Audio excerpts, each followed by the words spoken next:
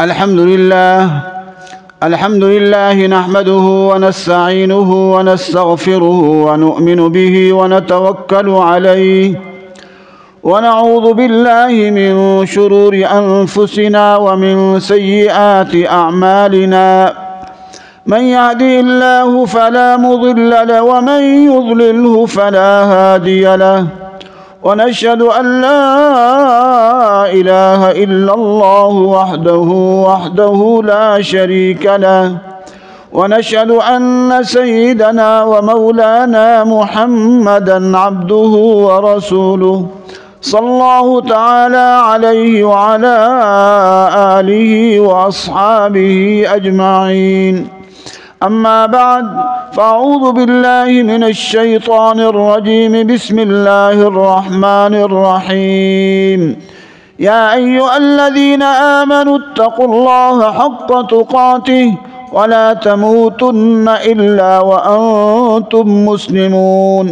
وقال تعالى: يا أيها الناس اتقوا ربكم الذي خلقكم من نفس واحدة وخلق منها زوجها وبث منهما رجالا كثيرا ونساء واتقوا الله الذي تساءلون به والأرحام إن الله كان عليكم رقيبا.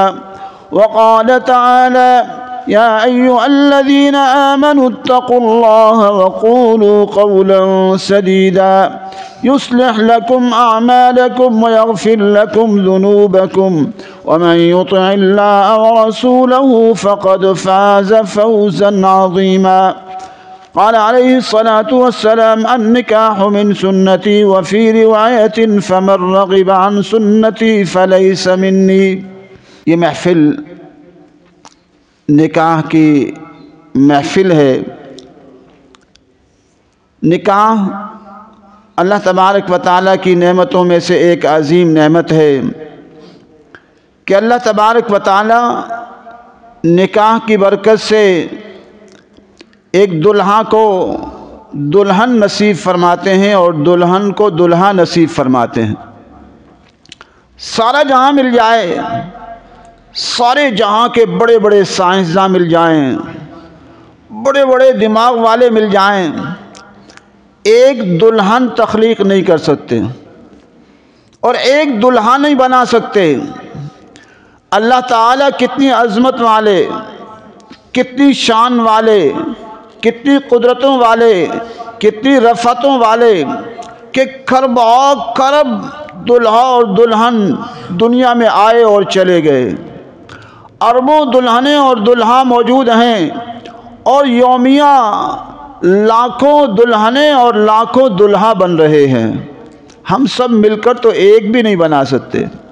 تو اللہ تعالیٰ کتنی شان والے ہیں کہ اللہ تبارک و تعالیٰ نے اپنی شان اور قدرت سے اربوں دلہنیں پیدا کر دی اور اربوں دلہا پیدا کر دیے۔ ہم تو ایک بھی نہیں بنا سکتے۔ اس لیے ہم سب کو چاہیے کہ اللہ تبارک و تعالیٰ کے فرما بردار بن کر زندگی گزاریں۔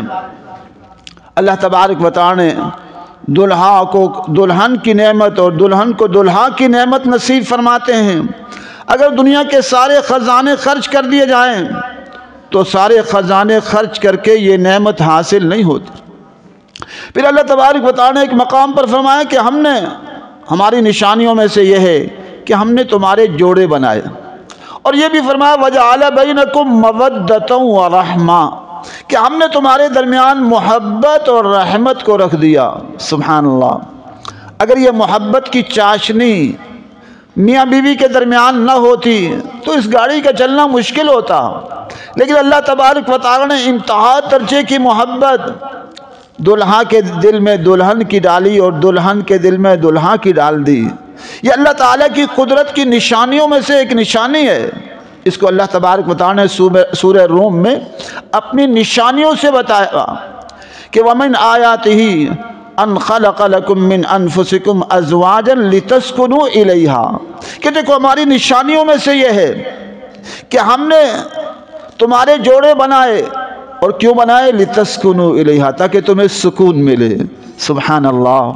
یہ دنیا کے امریکہ جرمن اور جاپان اور فرانس اور ساری دنیا کی ٹیکنالوجی کے ماہرین مل کر ایسی چیز پیدا نہیں کر سکتے جس سے سکون مل جائے۔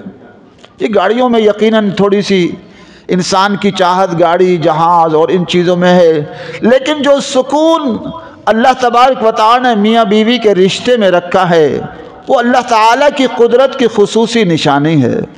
تو اس لیے اللہ تعالیٰ فرماتے ہیں کہ ہماری نشانیوں میں سے یہ ہے کہ ہم نے تمہارے جوڑے بنائے، اور کیوں بنائے؟ لِتَسْكُنُوا إِلَيْهَا، تاکہ تمہیں سکون ملے، وَجَعَلَ بَيْنَكُمْ مَوَدَّةً وَرَحْمَةً، اور فرمایا ہم نے تمہارے درمیان محبت اور رحمت کو رکھ دیا۔ اور اب یہ محبت اور رحمت کب ملے گی؟ جب اللہ کے حکم ادا ہوں گے۔ جہاں جہاں اللہ تعالیٰ کے حکم پورے ہوتے ہیں، اعمال صالحہ کا اہتمام ہوتا ہے میاں بیوی کے درمیان، وہاں سکون زیادہ ہوتا ہے۔ اور جہاں جہاں اللہ کی نافرمانیاں زیادہ آتی چلی جاتی ہیں، پھر یہ سکون اور راحت اور محبت اللہ کی نعمت ہے، اللہ اس کو اٹھا لیتے ہیں۔ آج دیکھ رہے ہیں اللہ نہ کرے شادیاں ہو رہی ہیں، اور شادیوں کے بعد بڑی چاہتوں سے ہو رہی ہیں، اور تھوڑے عرصے کے بعد طلاقیں ہو رہی ہیں۔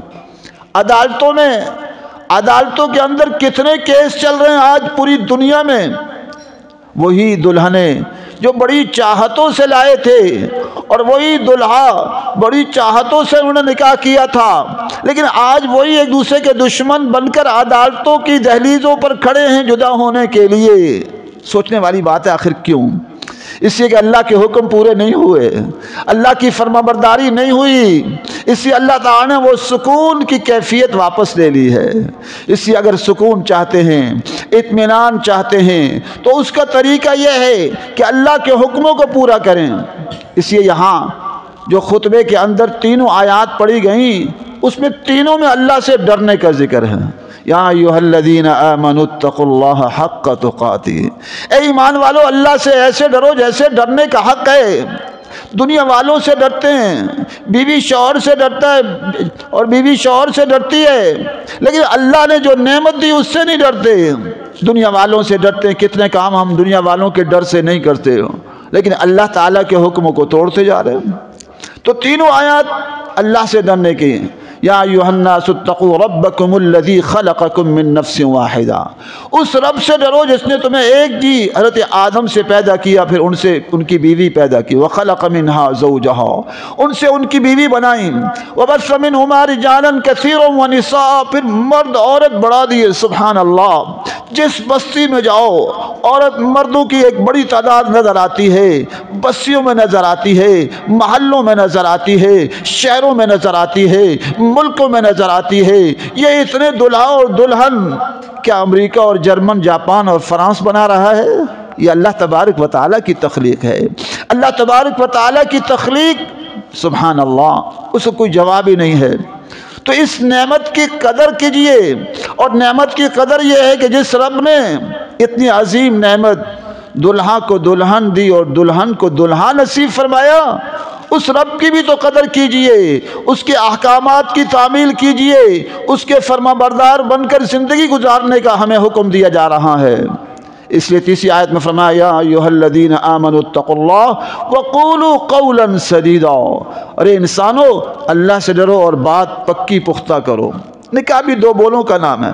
لڑکی کہتی ہے میں نے اجازت دی، لڑکا کہتا ہے قبل، تو میں نے قبول کر لیا، اور دو گواہ ہوتے ہیں اور نکاح ہو گیا۔ جتنے زیادہ محفل ہو اتنی اچھی بات ہے۔ اور پھر شادی کو ضرورت اس بات کی ہے کہ سادہ کیا جائے۔ آج شادیاں تکلفات والی ہیں، صحابہ کرام کے دور میں شادیاں سادہ ہوتی تھیں اور پکی ہوتی تھی، آج شادیاں بڑے بڑے خرچوں والی اور اتنی کچی ثابت ہو رہی ہیں، اس لیے کہ وہ اللہ کے نافرمانیوں پر شادیاں ہو رہی ہیں۔ ڈھول ڈھمکے، باجے، رقص و سرور اور بے پردگی، اللہ کے حکموں کو توڑنا۔ تو وہ رب جو محبت کی نعمت عطا کرتا ہے، محبت کی نعمت واپس بھی لے لیتا ہے۔ محبت کی نعمت چاہے تو دے دے، غیروں میں پیدا کر دے، تو اور چاہے اپنوں میں آپس میں اختلاف ڈال دے۔ اس لیے ہم سب کو چاہیے کہ حضور صلی اللہ علیہ وسلم کے طریقوں کے مطابق زندگی بسر کریں اور اپنی شادیوں کو سادہ کریں، اور سادہ شادیاں پسندیدہ ہیں۔ حضور صلی اللہ علیہ وسلم اور صحابہ کرام سادہ شادیاں کرتے تھے۔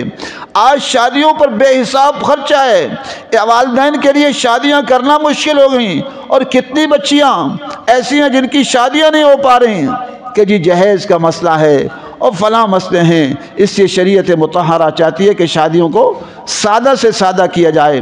اب اس نکاح کی تکمیل ہوتی ہے۔